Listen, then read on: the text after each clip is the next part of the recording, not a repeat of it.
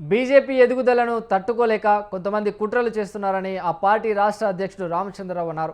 ఈటల ఏడుపు బీజేపీకి శాపమంటూ హైదరాబాద్లో వెలిసిన పోస్టర్లపై ఆయన స్పందించారు. నిందితులపై చర్యలు తీసుకోవాలని డీజీపీకి కంప్లైంట్ చేశారు.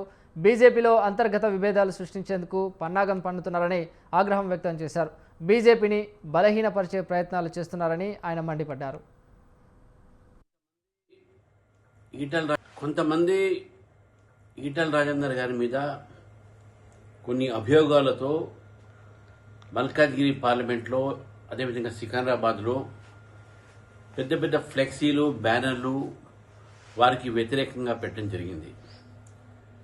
ఈ యొక్క పని భారతీయ జనతా పార్టీ వ్యతిరేకిస్తులు భారతీయ జనతా పార్టీ పెరుగుతుంది కాబట్టే భారతీయ జనతా పార్టీ నాయకుల మధ్యన ఐక్యత్వం ఈరోజు స్పష్టంగా బయట కనబడుతుంది కాబట్టే భారతీయ జనతా పార్టీని మళ్లీ బలహీనపరచడానికి కొంతమంది వ్యక్తులు కొన్ని పార్టీలు చేస్తున్నటువంటి పన్నాగం ఇది ఒక కుట్రగా భావిస్తా ఉన్నాం. భారతీయ జనతా పార్టీ ఆ పార్టీలను ఆ వ్యక్తుల్ని హెచ్చరిస్తూ ఉంది.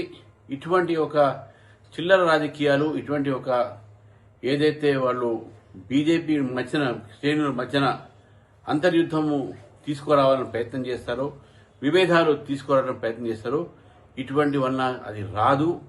భారతీయ జనతా పార్టీ బలంగా ఉంది, అందరూ ఐక్యంగా ఉన్నారు.